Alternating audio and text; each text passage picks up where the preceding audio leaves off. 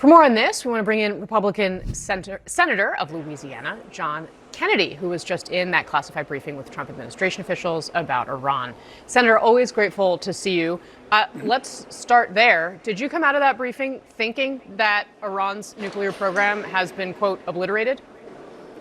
Here's what I took from the briefing, or at least as much as I can tell you, Casey. In technical terms, we knocked the living crap out of our three targets. Before Israel and America did what we did, Iran was within days of having a nuclear weapon. Now within days? Within days. That's what they told you in this briefing? Within days. Now it will be a long time. A long time. Could they rebuild? Of course, you can rebuild anything. Will they rebuild? We were told that the country, socially, psychologically, economically, certainly militarily, is shambolic at best. If they do try to rebuild, we will know. Israel will know. I can't speak for America, but I can assure you that if they do try to rebuild, Israel will be on them like a bad rash. Is the solution, or is the problem solved permanently? No. Iran's still Iran.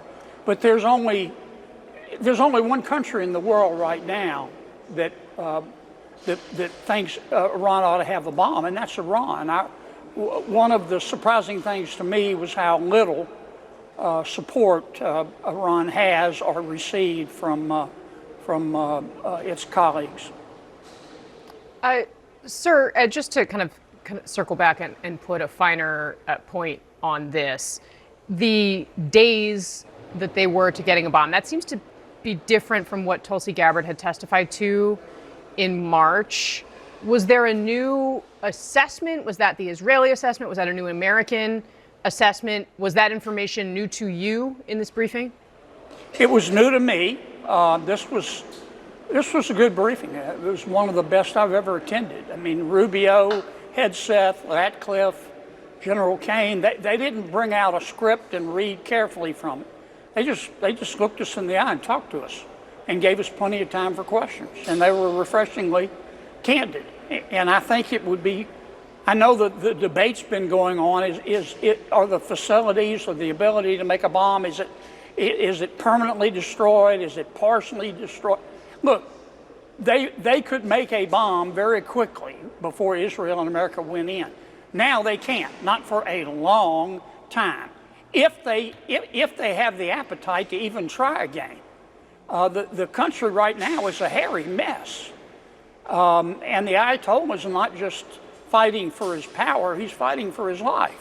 Now, we were told that we don't want to just let this end here. We want to continue to pursue peace.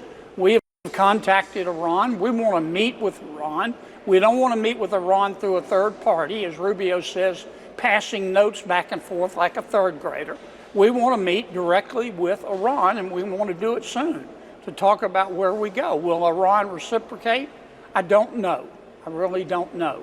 And sir, to that point, this actually just crossed here at CNN. We put it out 5 minutes before we came on the air here. The headline, Iran says no plans set up to resume nuclear talks with the U.S. And this is from the Iranian foreign minister, who says Washington has a history of, quote, betraying the negotiations in the middle of the process. Your reaction?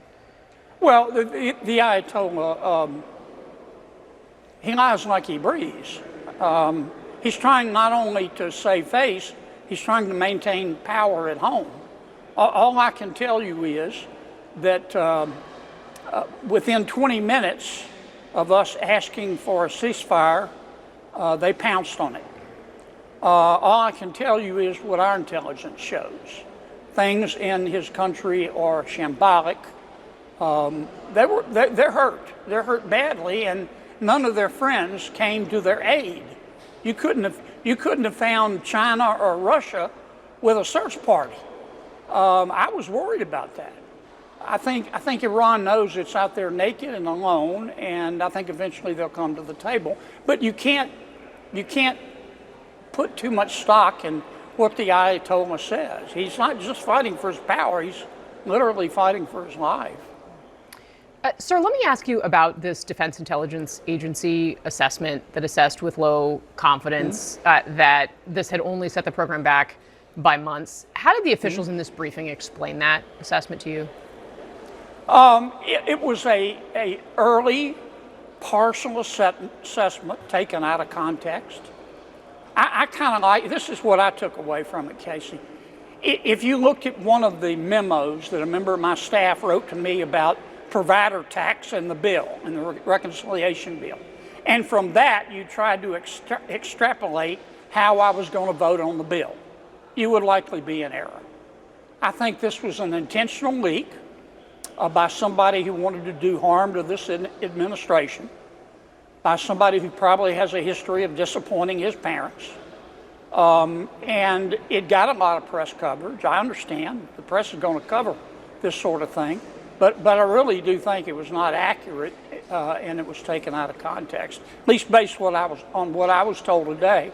And I believe Rubio. I believe General Kane. I believe him. Are they going to limit intelligence sharing with Capitol Hill out of this? Well, they didn't seem to be doing it today. I think they're going to continue to share intelligence with our relevant committees. But I think I think this leak spooked them. I don't blame them. I mean, you think it came off the Hill? I don't know. I have no idea. My guess is it came. No, I really don't, honestly. But I shouldn't have said that, but that's what my gut tells me. I just think this was done in a way to try to hurt the president. And I get politics. I've seen the good side and the dark side. But it wasn't a good time. I mean, the country needed to. This was a successful strike, I can tell you.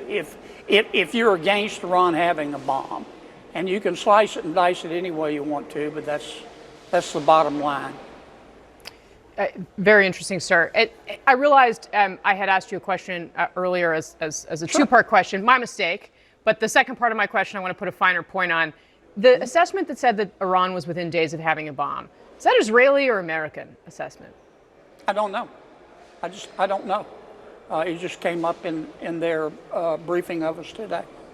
And also, it's our understanding and that look, that's what was said, Casey. I haven't seen the intelligence. I can't tell you whether it's 1 day or 3 days or 30 days, but clearly they were close. That's why Israel went in. I mean, Israel did not beat around the bush. Okay, they did not fool around. They were on Iran like a bad rash. They didn't wait for America. Netanyahu didn't ask for permission. He went, and that tells me a lot. I'm sorry that I have to cut off here. We always appreciate your turns of phrase, but President Trump is speaking.